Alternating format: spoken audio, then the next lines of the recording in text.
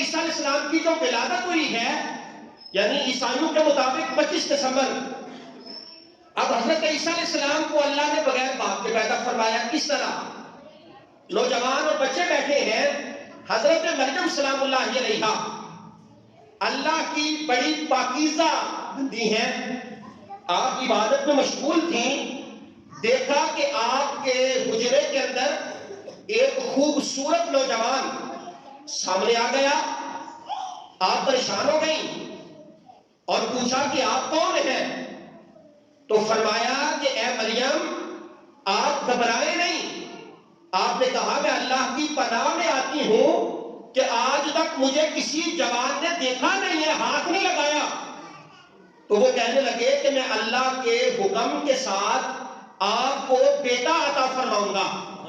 جب یہ بات کی تو آپ نے کہا میرا تو نکاح بھی نہیں ہوا، مجھے تو کسی آج تک مرد نے ہاتھ بھی نہیں لگایا، تو اللہ بیٹا کیسے دے گا؟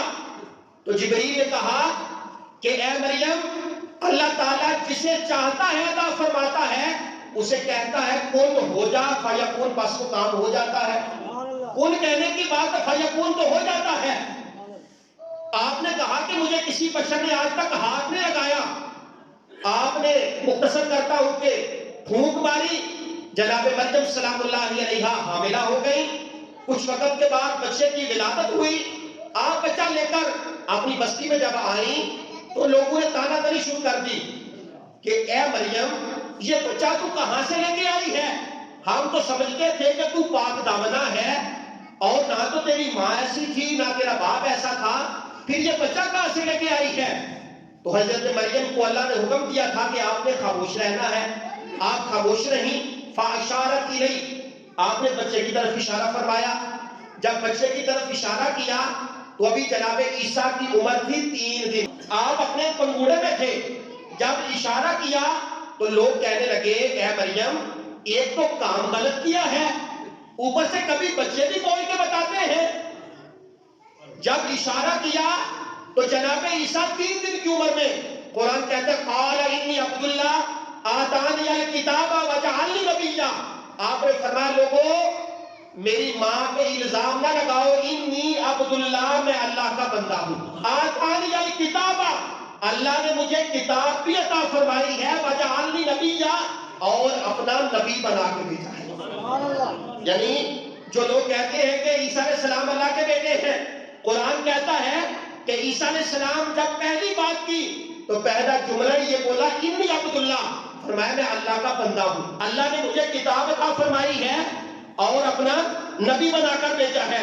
میرے بھائیوں تو دوسرا کام آپ نے کہا، آپ نے فرمایا وجعلنی مبارکن اینما کنت، اور فرمایا میں جہاں کہیں بھی رہوں اللہ نے مجھے برکت والا بنا کے بھیجا ہے. یعنی اللہ کے نبیوں کے جسم جو ہوتے ہیں وہ باعث برکت ہوتے ہیں. اور فرمایا اوصانی بالصلاۃ والزکاۃ ما دمت حیا، اور فرمایا اللہ نے مجھے نماز کا اور زکات کا حکم ارشاد فرمایا جب تک میں زندہ رہوں. آگے فرمایا وبرم بوالدتی ولم یجعلنی جبارا شقیا، اور فرمایا اللہ نے مجھے یہ بھی حکم دیا ہے کہ میں اپنی ماں کے ساتھ اس نے سلوک کروں، اپنی ماں کے ساتھ اس نے سلوک کروں. تو اللہ نے مجھے بد نصیب نہیں بنایا. اب اللہ تعالیٰ نے باقی جتنے بھی انبیاء کو حکم دیا اپنے والدین کے ساتھ محبت کا حکم دیا، اور حضرت عیسیٰ علیہ السلام سے کہا کہ اپنی ماں کے ساتھ آپ حسن سلوک کریں چونکہ اللہ نے آپ کو بغیر باپ کے پیدا فرمایا تھا. آگے فرمایا والسلام علیہ یوم ولدت و یوم اموت و یوم ابعث حیا.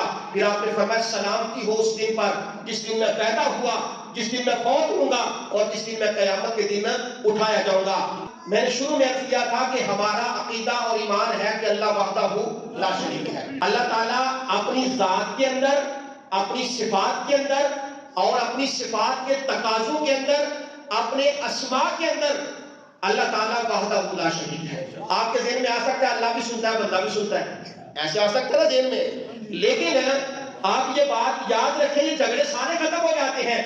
اللہ سنتا ہے تو اللہ کی سماعت ذاتی ہے، اسے کسی نے دی نہیں.